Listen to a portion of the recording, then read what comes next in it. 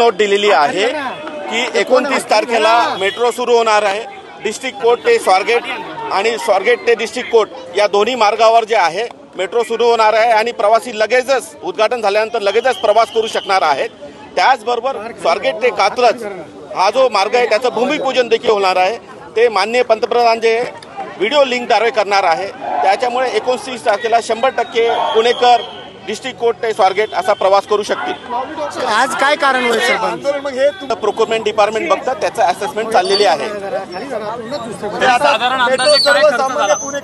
किती खर्च आहे? तुम्हाला म्हटलं की उद्घाटन झालं की त्याच्यानंतर लगेचच जे आहे 100 कोटी प्रवासी प्रवास 100 कोटी।